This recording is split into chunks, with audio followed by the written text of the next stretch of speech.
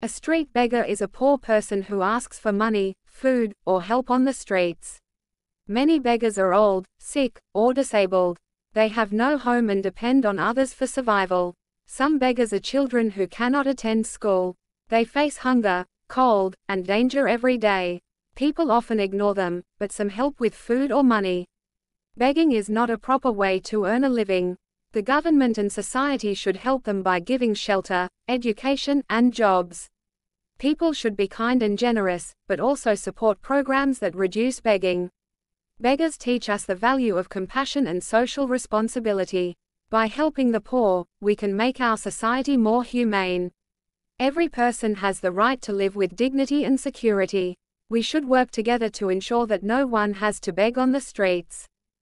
রাস্তার ভিক্ষুক হল দরিদ্র ব্যক্তি যিনি রাস্তায় টাকা, খাবার বা সাহায্য চায়। অনেক ভিক্ষুক বয়স্ক, অসুস্থ বা অক্ষম। তাদের কোনো বাড়ি নেই এবং তারা বেঁচে থাকার জন্য অন্যের ওপর নির্ভরশীল। কিছু ভিক্ষুক শিশু যারা স্কুলে যেতে পারে না। তারা প্রতিদিন ক্ষুধা, ঠান্ডা ও বিপদের মুখোমুখি হয়।